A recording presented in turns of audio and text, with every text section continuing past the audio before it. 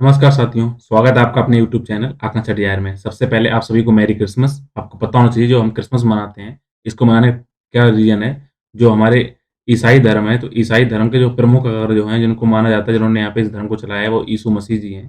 तो यीशु मसीह के जन्मदिन को क्या मनाया जाता है, क्रिसमस के रूप में मनाया जाता है। इसमें ढेर सारे उपहार दिए जाते हैं, खुशियों की बातें की जाती हैं और कहीं न कहीं क्योंकि ये क्या होता है, जो वेस्टर्न कंट्री यूरोपियन कंट्रीज़ हैं, वहाँ पे क्या होता है इस टाइम पे कि मौसम काफ़ी अच्छा हो जाता है, जिस हिसाब से हम मकर संक्रांति मनाते हैं, उसी से मिलता-जुलता ये त्योहार है, इस बात को आप ध्यान रखिएगा। अगर इसको लॉजिकली बनाएँ, प्रेज़ेंट टाइम इसका क्रेज़ लगातार बढ़ता चला जा रहा है।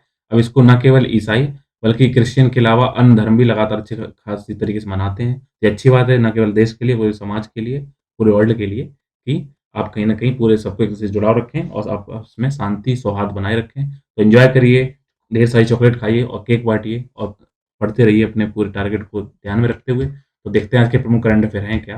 भारत और ऑस्ट्रेलिया के बीच में व्यापक जो आर्थिक सहयोग समझौता है, उसके संबंध में तेज़ी से बातचीत हो रही है। तो आज देखेंगे कि व्यापक आर्थिक सहयोग समझौते में क्या किया गया है। इसके अलावा हुआ क्या है, अभी हाल ही में हांगकांग में जो पिलर ऑफ सेम है, उसको चीन के द्वारा ध्वस्त कर दिया गया है। ये तियानमेन में हुआ है। तो आपको देखते हैं इसके बारे में देखेंगे पिलर ऑफ सेम है क्या? सेम मतलब शर्म के लिए क्यों पिलर बनाया गया है? भारत ने क्या किया है, अभी हाल ही में म्यांमार को ये संकेत दे दिए हैं कि उनके जो सैन्य शासक हैं, उनको ये अवगत कराया हुआ है कि वो चाहता है कि म्यांमार में जल्दी से लोकतांत्रिक प्रणाली आए, दोबारा बहाल की जाए। तो देखेंगे म्यांमार में आखिर हुआ क्या था? तमिलनाडु के मुख्यमंत्री एम.के. स्टालिन हैं, उन्होंने क्या किया है, सिंगल यूज़ प्लास्टिक बैन के बजाय अब कपड़े के थैलों का उपयोग करने के लिए जागरूकता पैदा करने के लिए एक अभियान शुरू किया है। इस अभियान का नाम है मींदम मंजा पई। तो आज बात करेंगे मींदम मंजा पाई क्या है?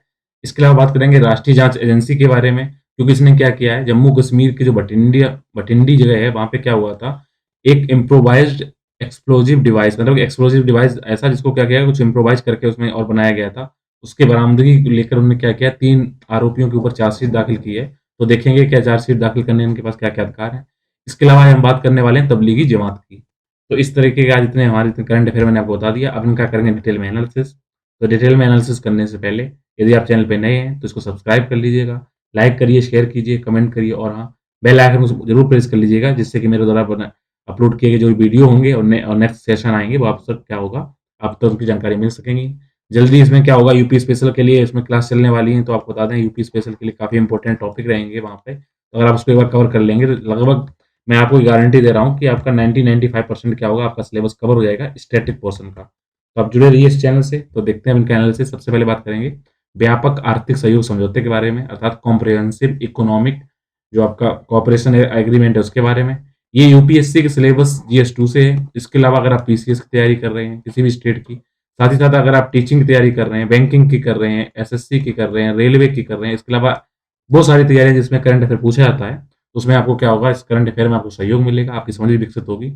ये आपका द्विपक्षीय संबंधों से रिलेटेड कोई क्वेश्चन आएगा, वहाँ से आएगी बात। तो आपको बता दें ऑस्ट्रेलिया के साथ हमारे देश के प्रधानमंत्री लगातार बात करते रहे हैं और वहाँ पर क्या हुआ, कॉम्प्रिहेंसिव इकोनॉमिक जो कोऑपरेशन एग्रीमेंट है उसके बारे में बात की जा रही है।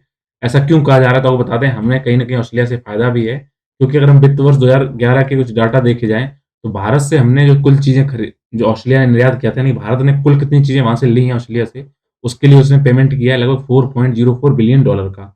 जबकि क्या किया है, हमने जो चीज़ें वहाँ भेजी हैं, तो वहाँ पे भेजी हैं लगभग 8.2 डॉलर बिलियन की। तो इससे क्या होगा, तो इससे कहीं न कहीं भारत को फ़ायदा है इस व्यापार में, तो भारत चाहता है इसके साथ और व्यापार आगे बढ़ सके। अगर हम देखें ऑस्ट्रेलिया ने हमारे लिए क्या भेजा, ऑस्ट्रेलिया ने हमारे पास भेजे हैं पेट्रोलियम उत्पाद, दवाएँ भेजी हैं, पॉलिश किए गए हीरे भेजे हैं, सोने के आभूषण भेजे हैं, कपड़े भेजे हैं। जबकि भारत ने ऑस्ट्रेलिया को क्या भेजा, कोयला भेजा, लिक्विफाइड नेचुरल गैस भेजी है, एल्यूमीनियम भेजा है, गैर मौद्रिक सोना भेजा है। गैर मौद्रिक सोना मतलब क्या है, वो जो ईंट के शेप में नहीं होता है, उस टाइप के रॉ सोने को भेजा हुआ है। इसके अलावा भारत ने अपने सर्विस सेक्टर के लिए सबसे ज़्यादा, आपको पता होना चाहिए कि हम विदेशों में जो चीज़ें निर्यात करते हैं, तो सबसे ज़्यादा हमारा किसका हाथ होता है, सर्विस सेक्टर का। क्योंकि जहाँ पर आपने देखा होगा आजकल ज़्यादातर बड़े-बड़े जो कंपनियों को सीईओ हैं, वो क्या होते जा रहे हैं, भारतीय बनते जा रहे हैं। तो इसी को देखते हैं, क्या बात करते हैं इसमें। इन्होंने अपने निर्यात में क्या सर्विसेज़ को भेजा है, इन्फॉर्मेशन एंड टेक्नोलॉजी की चीज़ों को भेजा हुआ है, सारी सरकारी और वित्तीय सेवाएँ शामिल की हैं। जबकि ऑस्ट्रेलिया ने वहाँ से हमको एजुकेशन दी है। इसके अलावा हमने क्या किया, वहाँ व्यक्तिगत जो यात्रा हुई है, उसमें ज़्यादा हमने खपत की है। तो वहाँ पे चीज़ें हमने इन्वेस्ट की हैं। 2020 में अगर बात की जाए, तो भारत ऑस्ट्रेलिया का 7वां सबसे बड़ा व्यापारिक भागीदारी देश है, यानी 7वें नंबर का आता है भारत ऑस्ट्रेलिया के लिए, जो हम उनके साथ क्या करते हैं, अपना ट्रेड करते हैं। इसके अलावा अगर हम बात करें कि कोयले और अंतर्राष्ट्रीय शिक्षा के द्वारा बात की जाए, तो हमने क्या किया, वहाँ पे 6वें नंबर की सबसे बड़ी क्या की है, कहीं न कहीं उनसे ऑस्ट्रेलिया से फ़ायदा उठाइए, तो इस चीज़ को ध्यान रखिएगा। इसलिए ऑस्ट्रेलिया क्या है हमारे लिए महत्वपूर्ण है, तो हमें उसके साथ अपने संबंध बनाने चाहिए और उसके साथ रिलेशनशिप को बनाते हुए हमें अपने व्यापार को आगे बढ़ाना चाहिए। देखते हैं अगला टॉपिक बात करेंगे चीन हांगकांग के संबंध के बारे में क्योंकि हाल ही में क्या हुआ है कि तियानवे में हमला करके क्या हुआ है वहाँ पे जो पीड़ित मार्क है प्लेयर ऑफ शेम है उसको क्या कर दिया ध्वस्त कर दिया गया है। अगर आप प्लेयर ऑफ शेम को थोड़ा देखेंगे तो दूर से तो कुछ इस तरीके दिखता है, काफ़ी भयंकर दिखता है लेकिन अगर आप पास से जाएँगे वहाँ पे कुछ ऐसी दर्द की जो तस्वीरें हैं वो दिखाई पड़ेंगी। यहाँ पर कुछ ऐसे बच्चे, बड़े, बूढ़े सबकी यहाँ तस्वीरें लगाई गई हैं। तो अगर हम पिलर ऑफ सेम के बारे में देखें है क्या आपने अगर सही से पिक्चर देख ली है, तो पिलर ऑफ सेम क्या है? एक भूतिया 8 मीटर लंबी मूर्ति है जिसमें खोखली आँखें अगर आप गौर से देखेंगे, आँखें क्या देखिए किस तरह खोखली हैं, ऐसा लगता है आँखें निकल सी गई हैं। उनमें खुले मुँह के साथ-साथ गुथे हुए आपस में शरीर दिखाए गए हैं। आप देखिए कैसे शरीर एक-दूसरे में मिले हुए हैं। ये क्या है मानवता के लिए एक पीड़ित जन की इसमें क्या है, इसको दिखाने की कोशिश की है, कैसे मानव ये ह्यूमैनिटी के ऊपर एक पीड़ित जन की ये सूचना है। क्योंकि यहाँ पे क्या हुआ था, जून 1989 में क्या हुआ था, तियानवे स्क्वायर में क्या हुआ था, कुछ लोग वहाँ पे धरना दे रहे थे लोकतंत्र की बहाली के लिए, तो चीन ने वहाँ पर कार्रवाई की और कार्रवाई करके क्या हुआ था, इनके ऊपर क्या सीधा किया गया, टैंक चला दिया, जिससे इनकी मौत हो गई थी। इसलिए यहाँ पर इनको श्रद्धांजलि देने के लिए तियानवे स्क्वायर पर जो चौराहा है वहाँ पर क्या हुआ था, डेनिस जो कलाकार हैं, जेन्स गैसियोड द्वारा इनको ये बनाया गया, ध्यान रखिएगा। तो ये जो पीस ऑफ सेम किसके द्वारा बनाया गया था, इसको बनाया गया था एक डेनिश कलाकार जेन्स गेल्सियोड के द्वारा, ठीक है? तो अब मामला है क्या? तो मामला ये आता है कि इस जो स्टैच्यू थी इसको 1997 में हांगकांग जो विश्वविद्यालय है, वहाँ पे स्थापित किया गया था, जिसके विक्टोरिया पार्क में इसको यहाँ पे हमेशा वार्षिक जुलूस में यहाँ पे विजिलेंस के बाद यहाँ पे स्थापित किया गया था। जहाँ पे क्या होता है हज़ारों लोग क्या करते थे, हर इसकी जो बरसी होती थी वहाँ पर इकट्ठे होते थे, श्रद्धांजलि अर्पित करते थे। तो यहाँ पे आप पता होना चाहिए हांगकांग जो कंट्री है वो चाइना के आधिपत्य में जैसे आपको पता होना चाहिए, कल मैंने आपको इसमें बताया था कि वहाँ का जो एक सा ताइवान है उस हिसाब से यहाँ पे क्या है, एक देश दो सिस्टम अर्थात वन नेशन टू सिस्टम वाली पॉलिसी के तहत क्या होता है, हांगकांग की विशेष स्थिति का यहाँ प्रतीक है जिसने इसे मुख्य भूमि से स्वतंत्रता दी है। जहाँ 4 जून को यहाँ पर जो वहाँ पे उनको याद किया जाता था, वहाँ पर उसने क्या किया था, प्रतिबंध लगा दिया है चाइना ने वहाँ पे। साथ ही साथ इस बार अगर जून की बात की जाए तो प्रतिबंध उन्हें पता था कि यहाँ पे रिस्ट्रिक्शन लगाए गए हैं तो लोग नहीं आएँगे इसलिए यहाँ पे क्या किया गया है, ना कोई चौकसी ज़्यादा नहीं की गई, बस नॉर्मली पुलिस के पार्क के चारों तरफ घेराबंदी कर रखी थी।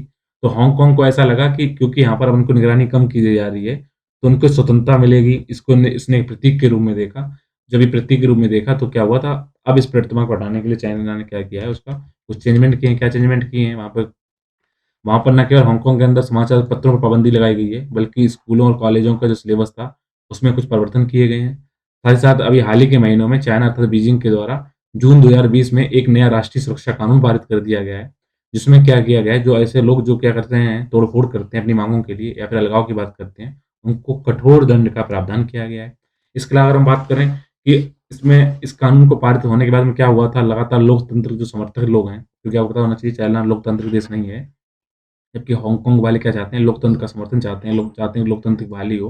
तो जब वहाँ पे लोगों ने प्रदर्शन किया, तो इसमें क्या हुआ था, उन्होंने ये वहाँ उनसे बोला कि वो मुख्य क्या करें, प्रत्यक्ष चुनाव का आह्वान कराया। इन लोगों ने वहाँ पे विरोध प्रदर्शन कराया था, अपने आप को नॉमिनेट किया कि आप हमें चुनिए। इसको क्या हुआ कि बीजिंग ने इस चुनाव प्रणाली में बदलाव कर दिया। अब इसमें क्या किया गया, जो हांगकांग की जो विधान परिषद है, तो आपको बता दें हांगकांग की विधान परिषद को क्या बोलते हैं, लेग को, ठीक है? तो लेग को वहाँ की विधान परिषद को बोला जाता है।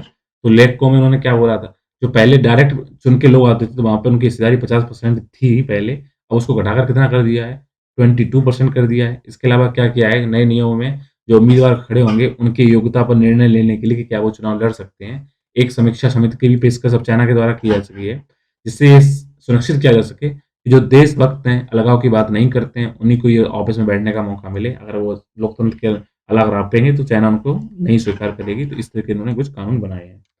तो अब देखें हांगकांग में शासन है कैसा, तो हांगकांग का शासन देखने से पहले आप क्या करिए, इसका मैप देख लीजिए। जैसे आप देखिए ऐसा समझ पाएँगे भारत है, भारत के ऊपर नेपाल है, इस साइड में आपका बांग्लादेश है, उसके बाद म्यांमार। म्यांमार से लगा हुआ है इस टाइम चाइना का इलाका है, थाईलैंड, लाओस, वियतनाम से भी लगा हुआ है। तो आपको बता दें कल मैंने जो बात की थी वो यहाँ ताइवान की बात की थी, 122 नेशन का।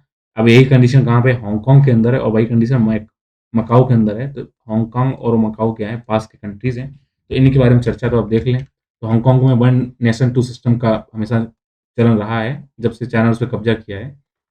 अगर इस पॉलिसी को देखा जाए, तो ना केवल हांगकांग बल्कि उनके पड़ोसी देश जो मकाओ जो आइलैंड है, उसमें क्या हुआ है, देश क्या हुआ उनका राज्य है इस टाइम पे चाइना के, यहाँ पर विशेष प्रशासनिक क्षेत्रों में दोनों ने क्या किया था, पूर्व औपनिवेश में क्या हुआ था, चीन का जो उस टाइम पे जनवादी गणराज्य था, उनका हिस्सा होने के दौरान मुक्त चीन भूमि से अलग आर्थिक और राजनीतिक व्यवस्था इनकी हो सकती थी, ऐसे इन्होंने कोशिश की थी। तो अब इन्होंने क्या है, यहाँ पे इकोनॉमिक और पॉलिटिकल सिस्टम अलग है, लेकिन उनके जो मेन निर्णय होते हैं, उनके जो पॉलिसीज़ होती हैं, उन पे निर्णय कौन लेता है, जो विदेशों के ऊपर संबंध बनाने, डिप्लोमेटिक रिलेशन लेने का पूरा कौन देखता है, वो चाइना देखती है। तो आपको बता दें, 1 जुलाई 1997 को हांगकांग चीनी नियंत्रण में वापस लाया गया और मकाऊ की संप्रभुता को 20 दिसंबर 1999 को अब किसके ऊपर ट्रांसफर कर दिया गया है, चाइना की तरफ ट्रांसफर कर दिया गया है।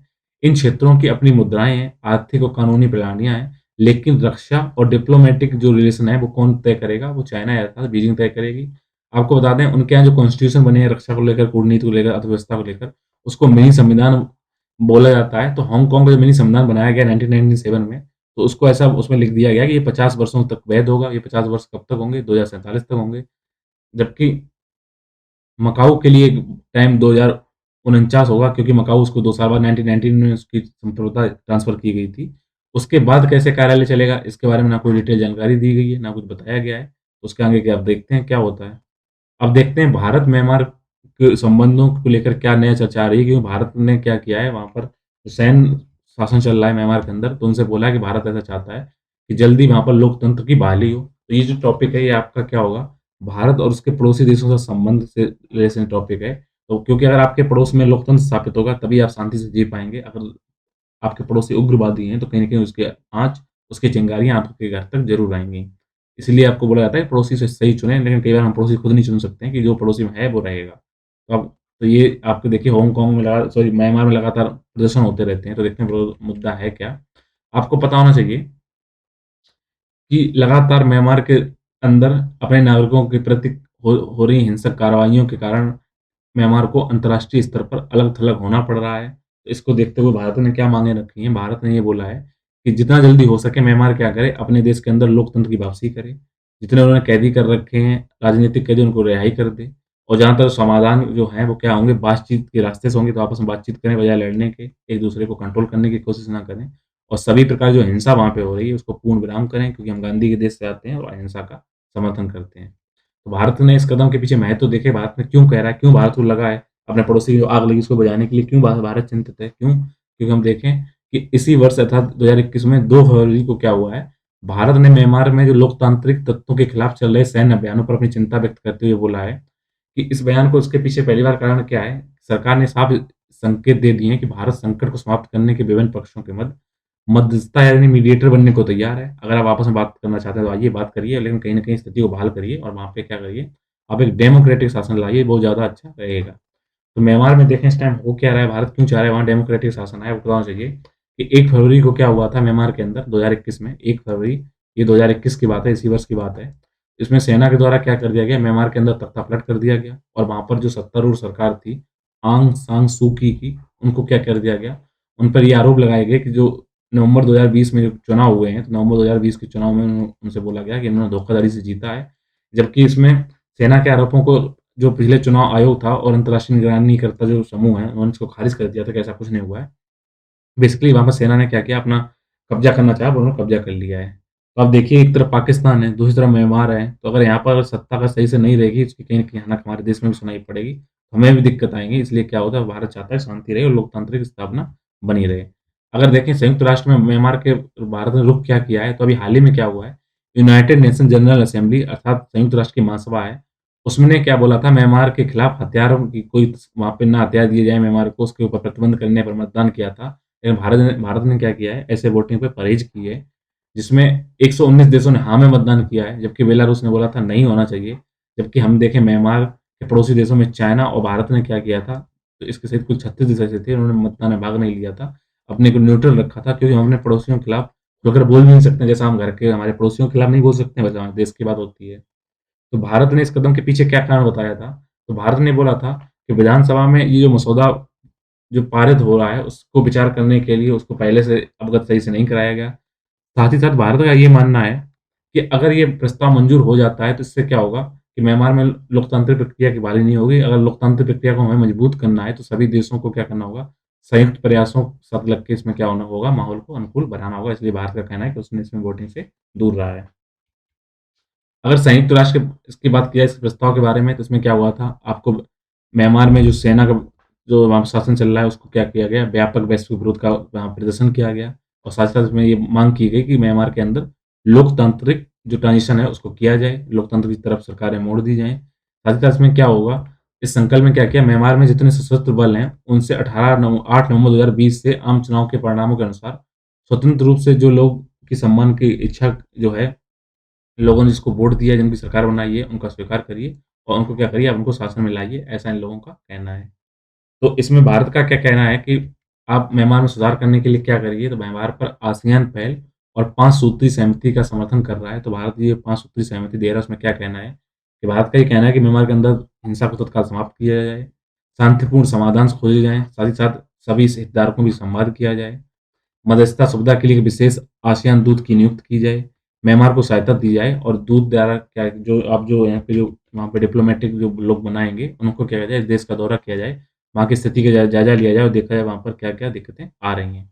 अगर देखें भारत इतना चिंतित क्यों हो रहा है, क्यों अब हम इसलिए चिंतित हो रहे हैं क्योंकि क्या है, अगर म्यांमार में अस्थिरता रहती है, तो हमारा पूर्वोत्तर क्षेत्र क्या है, जो हमारा नॉर्थ ईस्ट रीजन है, वो म्यांमार से लगा हुआ है, तो कहीं न कहीं उसकी दिक्कतें हमारे उन पूर्वी क्षेत्रों में भी आएँगी, वो भी अलगाववादी कब पहले अलाप कुछ बातें करते हैं, तो और चीज़ें बढ़ सकती हैं। इसके अलावा क्या होगा, म्यांमार में जो गुरिल्ला समूह हैं, वो क्या करते हैं, वहाँ पर हमला करते हैं, वापस आके क्या करते हैं, हमारे देश में छुपते हैं, आस-पास घूमने की कोशिश करते हैं, तो इसमें कुछ आतंकवादी समूह होते हैं, तो वो हमारे क्या करेंगे, आंतरिक सुरक्षा को चुनौती उत्पन्न करेंगे, इसलिए वह चाहता है कि म्यांमार में शांति स्थापित हो, लोकतंत्र की बहाली आए। इसके अलावा अगर हम बात करें कि आपको पता होना चाहिए, म्यांमार में जो रखाइन प्रांत के जो रोहिंग्या थे, मुसलमान थे, रोहिंग्या की एक समस्या बहुत बड़ी है, तो उसको भी सॉल्व करने के लिए यहाँ पर लोकतांत्रिक कंडीशन आना बहुत ज़रूरी है। तो इसलिए भारत चाहता है वहाँ पे क्या हो, कहीं न कहीं शांति स्थापित हो और हमारे पूर्वोत्तर क्षेत्रों में शांति तभी स्थापित होगी जब हमारे पड़ोसी वहाँ पर शांत रह पाएँगे।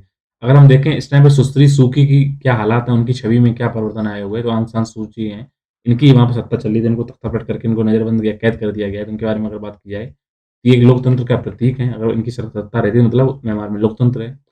और साथ ही साथ उनको नोबेल शांति पुरस्कार इनको मिल रखा है। उनकी छवि पर लगातार क्या हुआ है, छात्रग्रस्ती उनकी छवि हो रही है, उनको भी धक्का लग रहा है। क्योंकि जहाँ सेना ने इनको न केवल पीछे दे ध धकेलने में ये विफल रही थी, सेना ने इनको पीछे धकेल दिया है। साथ ही साथ यहाँ पे क्या हुआ है, 2015 में रखाइन राज्य में जो रोहिंग्या के खिलाफ सेना के नरसंहार के बचाव भी किया गया था, उसको लेकर इनकी छवि धूमिल हुई क्योंकि रोहिंग्या के म इन्होंने क्या किया था, सेना सही कर रही है, इनका ये कहना था। बाद में सेना ने इनका ही तख्तापलट कर दिया, तो अगर आप गलत का साथ देंगे, तो कहीं न कहीं वो गलत क्या होगा, आपको भी कहीं न कहीं हार्म करेगा। तो वही बोलते हैं ना, अगर साँप को आप पालेंगे तो कहीं न कहीं साँप आपकी तरफ भी कभी काटेगा। इसलिए आप गलत हो सके वहाँ तक कोशिश करिए कि आप गलती को ना अपनाएँ। अगर कोई गलत कर रहा है तो उसकी हामी हाँ ना भरें। कुछ आप क्षणिक लाभ मिल सकता है लेकिन आगे वो कहीं न कहीं आपको भी घाटा देगा। आइए बात करते हैं जीएस पेपर 3 लिंक से टॉपिक के बारे में। बात करेंगे मींदम मंजापाई योजना के बारे में। तो इसको तमिलनाडु में चलाया गया है। तमिलनाडु में इस टाइम मुख्यमंत्री कौन है? एम.के. स्टालिन है। इस बात को ध्यान रखिएगा। ये पर्यावरण के संरक्षण से संबंधित मुद्दे हैं। इनके द्वारा क्या किया गया है? सिंगल यूज़ प्लास्टिक को बैन कर दिया गया है। आप जाइए, आप घर से अपने थैले लेके जाइए, कपड़ों के बने हुए, उनको यूज़ करिए। तो इसी तरह से तमिलनाडु ना केवल इसको किया बल्कि 14 तरह की जो प्लास्टिक सामग्री है, उसको पहले ही प्रतिबंध लगा चुकी है। अब देखते हैं आगे का रास्ता क्या बन सकता है। तो इसके प्रतिबंध को प्रभावी होने के लिए योजनाओं को सही से इम्प्लीमेंटेशन करने की ज़रूरत है। साथ ही साथ क्या होगा, सरकार को महत्वपूर्ण कुछ संरचनात्मक मुद्दे जो आपको जो संरचना के हिसाब से जो कुछ मुद्दे हैं, जैसे कि आप प्लास्टिक का जब तक ऑप्शन नहीं देंगे लोगों को, जैसे आप पराली चाहते हैं कि पराली ना जले, तो पराली का वो उनको किसानों को अगर ऑप्शन देते हैं कि आप पराली को इस तरीके से डिकम्पोज़ कर सकते हैं, जिससे आपको ये लाभ होंगे, तभी लोग इसको अपनाएँगे। अगर उसको आप क्या कोई ऑप्शन नहीं देंगे, तब तक क्या करेंगे, आप उसको सही से में इम्प्लीमेंटेशन या रेगुलेट नहीं कर पाएँगे। इसके लिए आपको न केवल रिसाइक्लिंग में सुधार करना होगा, बल्कि क्या होगा, बेहतर अवशिष्ट ऐसे संयंत्र लगाने होंगे, जहाँ पर क्या होंगे, चीज़ों को प्रोसेस करके अलग-अलग कर दिया जाए, उनका मैनेजमेंट अच्छे से हो सके। इसके अलावा आपको रिसाइक्लिंग में सुधार करना होगा। ये केवल तमिलनाडु की बात नहीं है, पूरे देश में भी यही चीज़ें लागू होनी चाहिए। और साथ ही साथ उसमें क्या होंगे, जितने भी ऑप्शन हैं, उनको ना केवल आपको डेवलपमेंट किया जाए, बल्कि उनमें रिसर्च में और भी इन्वेस्टमेंट किया जाए, उसको प्राथमिकता के स्तर पर रखना चाहिए। तभी लोग प्लास्टिक को हटा के उसका दूसरी चीज़ देखें, क्योंकि आपको पता चाहिए हमारे मार्केट में देखिए आपका चाइना का प्रोडक्ट क्यों आ गया? क्योंकि चाइना ने हमें जो हम इंडिया में चीज़ें दे रहे थे, चाइना ने उन्हीं चीज़ों को अच्छी को बेहतर क्वालिटी में अपनी रिसर्च करके उसका डेवलपमेंट करके R&D करके क्या किया है? उन्होंने हमें सस्ते में उपलब्ध कराया है, तभी हमने क्या किया है, चाइना की चीज़ों को अपना लिया है, चाहे लाइटिंग हो, इलेक्ट्रॉनिक चीज़ें हों। इसीलिए ऐसा बोला जा रहा है कि आप कहीं न कहीं क्या करिए, तो उसका ऑप्शन रखिए, रिसर्च एंड डेवलपमेंट करते रहिए। तो अगर हम देखें बार-बार सिंगल यूज़ प्लास्टिक की बात हो रही है, तो सिंगल यूज़ प्लास्टिक की वो चीज़ें होती हैं, जो डिस्पोजेबल होती हैं। मतलब क्या होता है, जैसे आपने किराने पे गए, वहाँ थैलियाँ मिली आपको, या फूड जो चीज़ें कुछ लेते हैं, वो पैकेज में चीज़ें मिलती हैं, या फिर आपने बोतलें यूज़ करते हैं प्लास्टिक या स्ट्रॉ यूज़ करते हैं, जिनको आप क्या करते हैं, बस एक बार यूज़ किया, सीधा फेंक देते हैं। आपने रैपर लिए, एक बार यूज़ किया, फेंक दिए। या कभी-कभी क्या होता है, उनको रिसाइक्लिंग भी करा देते हैं यूज़ करने से पहले। इनको बोलते हैं सिंगल यूज़ प्लास्टिक। अगर भारत में सिंगल यूज़ प्लास्टिक का देखें, तो कुछ 6 चीज़ों पर उन्होंने सिंगल यूज़ प्लास्टिक बैन है। तो आप देखते हैं मेन-मेन सिंगल यूज़ क्या है, जैसे प्लास्टिक की थैलियाँ हैं, कुछ प्लास्टिक की बोतल हैं, आपने प्लास्टिक प्लेट्स देखी होंगी जिसमें हम खाना खाते हैं, प्लास्टिक के कप हैं, प्लास्टिक की स्ट्रॉ होती है जिसमें हम कभी न कुछ चीज़ें पीते हैं, जैसे आप खासकर जब जूस वगैरह लेते हैं। इसके अलावा कुछ सर्टेन टाइप के सेसे होते हैं, जैसे कि आपने देखा हो शैम्पू सेसे हैं या केचअप सेसे हैं। ये क्या है, एक बार यूज़ किया, हमने फेंक दिया, ये होते हैं सिंगल यूज़ प्लास्टिक। तो लगातार प्लास्टिक को हम यूज़ क्यों कर रहे हैं और प्लास्टिक पे लगातार क्यों इतना ध्यान दिया जा रहा है, क्या बताना चाहिए? एक तो प्लास्टिक क्या है, सस्ती चीज़ों में मिल जाता है, ये हल्का भी है और इसको यूज़ करना भी आसान है। इसलिए लोग क्या करते हैं, प्लास्टिक को यूज़ करते हैं। इससे क्या हुआ, पिछली सेंचुरी में लगभग 1900 से लेकर 2000 के बीच में क्या हुआ है, प्लास्टिक का न केवल उत्पादन बहुत आगे हुआ है, बल्कि हमने यूज़ भी बहुत ज़्यादा किया है। अगर हम देखें संयुक्त राष्ट्र की एक रिपोर्ट के अनुसार, उसका ये भी कहना है अभी भी कि आने वाले दशकों में क्या होगा, कि अभी प्लास्टिक का यूज़ लगातार जारी रहेगा, क्योंकि अभी तक इसका ऑप्शन है नहीं। तो इसलिए लेकिन क्या वो होगा, कहीं न कहीं जो इसका उस प्लास्टिक इतना यूज़ हो रहा है, उसका जो उससे जो कचरा उत्पन्न हो रहा है, उसको मैनेजमेंट करने में ज़्यादातर देश क्या कर रहे हैं, संघर्ष का सामना कर रहे हैं, उन्हें दिक्कतें आ रही हैं। इसलिए ये चर्चा में बना हुआ है। अगर भारत में बात करें, तो भारत में कुल मिलाकर जितनी प्लास्टिक है, उसका केवल क्या किया जाता है, 60% ही कचरा कचरा है वो उसको इकट्ठा किया जाता है। इसका मतलब क्या है, जो 40% कचरा है उसको संग्रह नहीं किया जाता है। ये 40% है कितना? 10,376 टन है, जो क्या होता है, कहीं न कलेक्ट नहीं होता है, एनवायरनमेंट में पड़ा रहता है। अगर हम बैकग्राउंड की बात देखें, 2019 में केंद्र सरकार ने वर्ष 2022 तक भारत को सिंगल यूज़ वाले प्लास्टिक से मुक्त करने के लिए देश भर में एकल उपयोग वाले प्लास्टिक के उपयोग को हतोत्साहित करने के लिए एक बहु मंत्रालय योजना को तैयार किया था। इसमें उन्होंने रणनीति क्या बनाई थी, सरकार की ने क्या किया था कि जो सिंगल यूज़ प्लास्टिक हैं, उनकी पहचान करके उनको धीरे-धीरे हटाने की कोशिश की गई थी।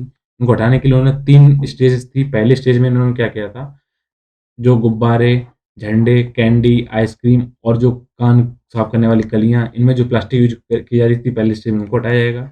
फिर 1 जुलाई 2022 तक दूसरे स्टेज में जो प्लास्टिक के प्लेट्स आते हैं, कप आते हैं, ग्लास आते हैं, कटलरी जैसे काँटे, चम्मच, चाकू, स्ट्रॉ, ट्रे, इन आइटम को हटाने की बात की गई थी। इसके अलावा जो मिठाई में पैकिंग करने वाले हम जो फ़िल्म लपेटते हैं, यानी कि जो उसमें परत लपेटते हैं प्लास्टिक की, इसके अलावा हम जो इन्विटेशन कार्ड के ऊपर जो प्लास्टिक चढ़ाते हैं, या फिर सिगरेट पैकेट के ऊपर जो प्लास्टिक चढ़ी होती है, प्लास्टिक बैनर जिनकी मोटाई 100 माइक्रोन से कम तक की थी, उनको हटाया जाएगा। आपको ध्यान रखना है, जो प्लास्टिक की जो मोटाई नापते हैं, वो किसमें मापते हैं? माइक्रोन में, ठीक है? इस चीज़ को ध्यान रखिएगा। इसके अलावा तीसरे स्टेप में हम क्या करते थे, यानी हमारा टारगेट क्या है कि 100 से लेकर जो 240 माइक्रोन के वाले जितने प्लास्टिक है, उनको क्या किया जाएगा, उनको हटाने की बात की जाएगी। तो चुनौतियाँ इसमें वही हैं जो मैंने आपको पहले बता दिया कि चुनौतियाँ क्या आ रही हैं। चुनौतियाँ वही लगातार आ रही हैं कि आप कैसे इनको हटा पाएँगे, क्या करेंगे? इस चीज़ की इसमें बातें की गई हैं। तो देखते हैं सरकार क्या कर पाती है। इसके अलावा बात करें, चुनौतियाँ वही है, अगर देखा जाए तो भारत भर में हर दिन करीब 26,000 टन प्लास्टिक कचरा उत्पन्न होता है। इसमें से केवल हम उसका 60%, अगर 60% माने तो लगभग 15,000 टन या 16,000 टन हम इकट्ठा कर लेते हैं। जबकि 10,000 टन क्या होता है, इधर-उधर पड़ा रहता है। वो ना केवल नदियों में बहता है, बल्कि नदियों से बहते हुए महासागरों में फिलिंग पे जाके समाप्त हो जाता है और कई वर्षों तक ये ऐसे ही पड़ा रहता है हमारे एनवायरनमेंट में, और उसको कहीं न कहीं क्या करता है, हार्म करता है। तो क्या करना चाहिए हमें, न केवल तमिलनाडु को बल्कि पूरे देश की सरकार को क्या करना चाहिए? हमें पहले इन प्लास्टिक के ऊपर कितना हम इकोनॉमिक क्या इन्वेस्ट कर रहे हैं और इससे पर्यावरण में कितना नुकसान हो रहा है, उसकी लागत का हम क्या करें, अनुमान लगाएँ, उसको लाभ को भी देखें, फिर विश्लेषण करें कि कौन-सी पॉलिसी बनानी चाहिए। और इसके अलावा जो हम अगर चाहते हैं कि हमारी जो पॉलिसी बने वो सफल हो, इसके लिए हमें न केवल इन चीज़ों को देखना होगा, बल्कि कहीं न कहीं सामाजिक और आर्थिक प्रभावों को भी ध्यान में रखना होगा कि समाज पे क्या इफ़ेक्ट पड़ेगा और समाज के लोग इसको कैसे लेंगे। इसके अलावा हम क्या करें, अच्छी रिसाइक्लिंग पॉलिसीज़ को बनाएँ, साथ ही साथ जो खराब हमारे जो रिसोर्सेज़ हो चुके हैं, उनको अधिक व्यापक रणनीति की आवश्यकता है, कहीं न कहीं रिसोर्सेज़ को खराब होने से बचाया जाए। इस तरीके से हम प्लास्टिक से कुछ हद तक दूरी या कमी बना सकते हैं। बात करेंगे राष्ट्रीय जाँच एजेंसी के बारे में। इस जाँच एजेंसी ने क्या किया है, एक इम्प्रोवाइज़्ड एक्सप्लोजिव डिवाइस को लगाने के लिए 3 आरोपियों को क्या किया कि उनके खिलाफ चार्जशीट डाली गई है जम्मू-कश्मीर में भटिंडी जगह पे, ये चर्चा में आई है। तो एनआईए से संबंधित जो मुद्दे हैं आपकी विभिन्न सुरक्षा बल और उनकी एजेंसियाँ कैसे कार्य करती हैं, उनसे संबंधित ये टॉपिक है। तो देखते हैं कि नेशनल इन्वेस्टिगेशन एजेंसी अर्थात एनआईए जो गवर्नमेंट ऑफ इंडिया का निकाय है, ये कैसे कार्य करता है, क्या होता है? तो आप देखें पहले इस जाँच में देखते हैं जाँच में क्या पाया है। तो जाँच में इन्होंने ये पाया है कि जो तीनों आरोपी हैं, इन्होंने क्या किया है, अपने व्हाट्सएप के माध्यम से क्या किया है, पाकिस्तान में उनके बैठे आकाओं से निर्देश प्राप्त किए हैं। जाँच में ये भी देखा गया है कि भारत सरकार के खिलाफ युद्ध छेड़ने के लिए या फिर सुरक्षा कर्मियों या सार्वजनिक स्थानों पर निशाना बनाने के लिए कश्मीर में बड़ी संख्या में कट्टरपंथी युवाओं को सक्रिय करने की योजना बना करने और उनको ऐसे बच्चों को भर्ती करने के लिए एक साजिश कर रहे थे। तो इस तरह के इसमें से जाँच आई है, तो जाँच करने वाली एजेंसी है, आपको उसके बारे में जानना है क्योंकि इस घटना कहीं नहीं आती है। पूछा जाता है कि एनआईए क्या है? इसके बारे में आपसे आ सकते हैं। तो एनआईए बेसिकली है क्या? ये अपराधों की जाँच करने के लिए और उन पर मुकदमा चलाने के लिए एक केंद्रीय एजेंसी है। ये भारत की संप्रभुता को बनाए रखने के लिए, उसकी सुरक्षा और अखंडता को बनाए रखने के लिए, राज्य की सुरक्षा बनाए रखने के लिए, साथ ही साथ जो विदेशी राज्य हैं, उनके साथ मैत्रीपूर्ण संबंध बनाए रखने के लिए कहीं न कहीं कार्य करती है। इसके अलावा जो परमाणु और परमाणु सुविधाओं के खिलाफ जो कार्य करते हैं, उनके लिए अपना एक्शन ले सकती है। उच्च गुणवत्ता वाली या नकली जो करेंसी होती है, उसकी स्मगलिंग होती है, तस्करी होती है, उसको दूर करने के लिए कार्य कर सकती है। ये central counter terrorism law enforcement वाली एजेंसी है, क्या करती है? आतंकवाद को विरोधी कार्य करती है। साथ ही साथ ये राज्यों की विशेष अनुमति के बिना भी अगर राज्य इनको नहीं अनुमति देते हैं, उसके बाद भी अगर राज्य के अंदर आतंकवाद से संबंधित कोई घटनाएँ हैं, तो वहाँ पे जाके ये कार्य कर सकती है। इस राष्ट्रीय जाँच एजेंसी अधिनियम 2008 के तहत इसको स्थापित किया गया है और ये इस टाइम पे गृह मंत्रालय के अधीन क्या करती है? कार्य करती है। तो आपने देखा होगा एक मूवी आई थी जॉन अब्राहम की, उसमें एनआई के मुद्दा देखा गया था कि एनआई कैसे जाती है दूसरे राज्य में और वहाँ पर बिना परमिशन के घुस जाती है। तो देखते हैं इसका क्या क्षेत्राधिकार होता है, कहाँ तक ये कार्य कर सकते हैं। ये क्या कर सकते हैं, ये अगर राज्य सरकार ऐसा चाहती है कि केंद्र सरकार कुछ मामलों में एनआई को अपने कार्य सौंपे, तो अगर अगर अगर उनसे अनुरोध करती है, तो क्या करेगा? अगर एनआई अधिनियम की अनुसूची में जो भी उसके मामले उसके क्षेत्राधिकार है, उसमें आते हैं और केंद्र सरकार से अनुरोध अगर सफल होता है राज्य का, तो क्या करेगी? एनआई उस राज्य में जाँच कर सकती है। इसके अलावा केंद्र सरकार भारत में कहीं भी जो भी एनआई के अंदर अपराध की जाँच में जो आती हैं, उसकी सूची में जो अपराधों को जाँच कर सकती है, उनको स्थापित करने का आदेश केंद्र सरकार दे सकती है। इसमें जो कार्य करने वाले लोग होते हैं, वो आईपीएस या आईआरएस सेवा में से लिए जाते हैं, अर्थात भारतीय पुलिस सेवा और भारतीय राजस्व सेवा से लिए जाते हैं। कहीं पर टैक्स चोरी की बात को उसमें देखा जाता है और कहीं न कहीं क्या होता है उसमें एक पुलिस बल की ज़रूरत होती है। इसकी शक्तियाँ इसको आईपीसी की धारा 1973 है, उसके तहत इसको सत्र न्यायालय की समान शक्तियाँ दी गई हैं। देखते हैं आज का आखिरी टॉपिक बात करेंगे तबलीगी जमात के बारे में, जो आपको बार-बार चर्चा में आता है, तो आज जान लीजिए तबलीगी जमात है क्या? तो तबलीगी जमात का मतलब क्या होता है कि किसी भी समाज के अंदर धर्म के विश्वास को बढ़ाना, उसका मतलब होता है तबलीगी। इसकी आप डेफिनेशन समझिए, अगर किसी भी समाज के अंदर आप धार्मिक विश्वास को बढ़ावा देना चाहते हैं, तो बढ़ावा देने की प्रोसेस उसको जो करते हैं, उसको बोलते हैं तबलीगी। तबलीगी की बात की जाए, तो एक ये रूढ़वादी मुस्लिम संगठन है और आपको बता दें, मुस्लिम में 2 संप्रदाय होते हैं, एक होता है शिया, ठीक है? एक होता है सुन्नी। तो ये क्या करते जो तबलीगी जमात है किससे है? ये सुन्नी इस्लामिक मिशनरी आंदोलन है। जैसे आपने देखा होगा ईसाई मिशनरी होते हैं, ऐसे सुन्नी जी क्या करते हैं अपने इस्लाम का प्रचार करने के लिए, उसको और बढ़ाने के लिए क्या करते हैं, मिशनरी के रूप में जो कार्य करते हैं सुन्नी लोग, उनको बोला जाता है तबलीगी के रूप में। इनका उद्देश्य क्या होता है कि आम नागरिकों के पास, मुसलमानों के पास पहुँच पाएँ, विशेष रूप से वो कैसे अनुष्ठान करते हैं, वो पोशाक कैसे पहनते हैं, उनके व्यक्तिगत व्यवहार कैसे होते हैं। तो ये आम जो मुसलमान हैं उनकी पहुँच तक, वो अपनी पहुँच को क्लियर कर पाएँ और उनके विश्वास को पुनर्जीवित कर पाएँ कि धर्म के प्रति उनकी आस्था को और बढ़ा पाएँ, इनका मेन मकसद ये होता है।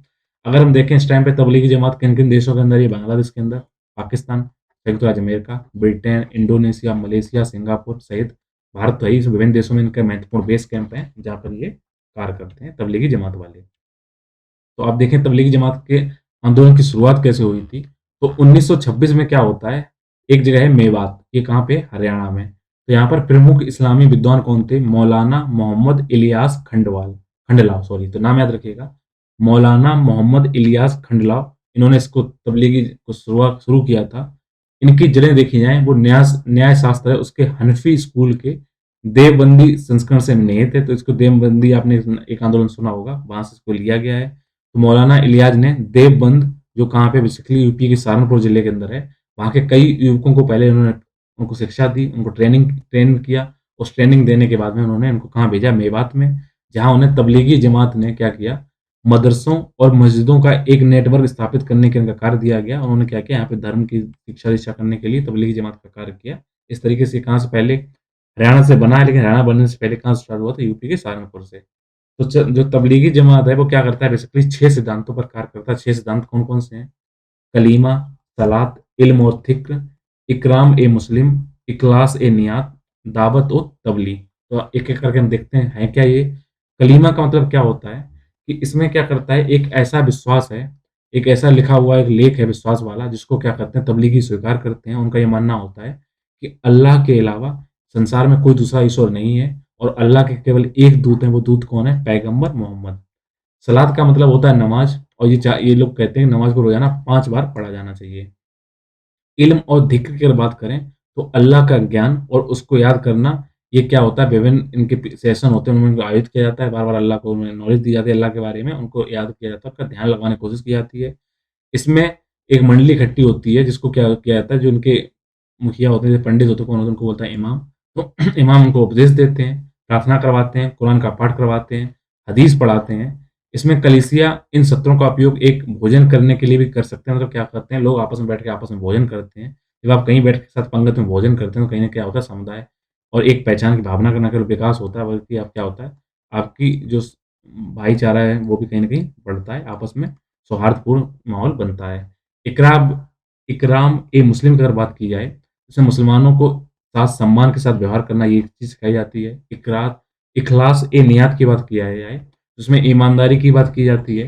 दावत और तबलीग की बात की जाती है, इसमें धर्मांतरण की बात की जाती है, मतलब आप क्या करिए, अगर इस्लाम धर्म को अपनाएँ तो किससे होगा? दावत और तबलीग के माध्यम से। तो अगर आप किसी भी धर्म को पढ़ें, चाहे वो मुस्लिम हो, सिख हो, हिंदू, ईसाई, चर्च हो, कुछ भी क्रिश्चियन कुछ भी हो, सब में आप क्या देखेंगे? एक बेशक कॉमन चीज़ देखेंगे, वो सारे लोग क्या मानते हैं कि आप क्या करिए, ईमानदार बने रहिए, ईश्वर के प्रति आस्था रखिए और कहीं न कहीं क्या करिए, अपनी ईमानदारी से अपने कार्यों को करते रहिए। तो धर्म से लड़ने से अच्छा है कि आप सभी धर्मों को समझिए और देखिए सबका एक ही उसमें मकसद है, सबको एक चीज़ दी गई तरीके से कार्य किए जाते हैं। इसकी आलोचना क्यों हुई थी, आपको पता होना चाहिए। मुस्लिम संगठन का दायरा है मुस्लिम आस्था प्रसार तक ही सीमित प्रतीत होता है, लेकिन कई बार ऐसा देखा गया है, ऐसे समूह में कट्टरपंथी विचार भी पनपते हैं और कई बार क्या होता है, इसमें क्या इन्होंने आरोप लगाए हैं कि इनका संगठन क्या थोड़ा ढीला-ढाला है, इसमें कहीं न होता है, कट्टरपंथी पनपती है और कहीं न कहीं क्या होता है, इसमें कई बार गलत तरीके से रुपया देकर किया जाता है और कहीं न कहीं उसकी गतिविधि से क्या होता है, 1 मिनट, गतिविधि से इसमें क्या होता है, कहीं कोशिश ये कर ली जाती है कि आपको कोई दिक्कत ना बढ़े और साथ-साथ इसमें क्या होता है कि आप इसमें ये कोशिश करी जाती है कि आप अपनी गतिविधियों का आर्थिक सहयोग करके क्या होता है कि चरमपंथी को, कट्टरपंथी को बढ़ाते हैं। लेकिन इनके जो समुदाय के लोग ये मानते हैं कि वो ऐसा नहीं हुआ है, वो केवल दान पर भरोसा करते हैं और इन पे जो दान होता है, इनके बड़े जो वरिष्ठ सदस्य हैं, उनके द्वारा ये दान दिया जाता है, तो कहीं न कहीं इसमें गलत कुछ नहीं होता है। इस टाइम चर्चा में क्यों है, आपको पता होना चाहिए कि वर्ष 2020 जो मार्च महीना था, उसमें दिल्ली के मुख्यालय में इन्होंने अपना एक आयोजन किया था, धार्मिक मंडली का, जिसमें कई जो दर्जनों लोग थे वो बाद में कोविड-19 पॉज़िटिव पाए गए, जिसके बाद में क्या हुआ था, भारत में तब्लीगी जमात को एक विवाद के केंद्र के रूप में देखा गया। इन्होंने क्या किया, कहीं न कोरोना बढ़ाया, जबकि वो गलत था, लेकिन कहीं न कहीं इसके रीज़न तो ये थे। इसके अलावा जो इस्लामिक मिशनरी संगठन है, इसको इसी महीने फिर जब सुर्खियाँ मिली, कब? जब इस्लाम के बहुत बड़े देश सऊदी अरब ने क्या किया, इस तब्लीगी जमात पर भी प्रतिबंध लगा दिया और उनको ये बोला कि धर्म के लिए क्या है, दिक्कत वाली चीज़ें हैं, इसलिए ये फिर चर्चा में आए। फिर उन्होंने बोला, इस पे प्रतिबंध लगाया कि कहीं न कहीं कट्टरपंथा बढ़ा रहे हैं और समाज की सुरक्षा के लिए अच्छी नहीं है। तो अब अगर हम ओवरऑल आपको बताएँ कि तब्लीगी जमात का काम होता क्या है? तो तब्लीगी जमात का काम ये होता है, बेसिकली काम करते हैं, ये क्या करते हैं, ये अपना प्रचार-प्रसार करते हैं, किसके लिए? इस्लाम धर्म को बारे में प्रचार-प्रसार करते हैं। तो जमात के जो लोग होते हैं, जमात मतलब एक इस संप्रदाय के जो लोग होते हैं, वो देश के अलग-अलग हिस्सों में जाकर वहाँ की मस्जिदों में ठहरते हैं, वहाँ के स्थानीय मुसलमानों से नमाज़ पढ़ने और इस्लाम की शिक्षाओं पर अमल करने की गुज़ारिश करते हैं और कहीं न कहीं धर्म को बढ़ावा देने की बात करते हैं और धर्म में विश्वास, आस्था बढ़ाने की बात करते हैं। तो इसी के साथ जितने करंट अफेयर थे वो कंप्लीट होते हैं। उम्मीद है आपको ये सेशन समझ में आया होगा। मिलेंगे एक नए सेशन में नए टॉपिक के साथ, तब तक अपनी स्टडी को और स्ट्रॉन्ग करने के लिए आप जुड़े रहिए मेरे यूट्यूब चैनल आकाश अडयार के साथ। अपना ख्याल रखिए। एक बार फिर आपको सभी को मैरी क्रिसमस। Thank you.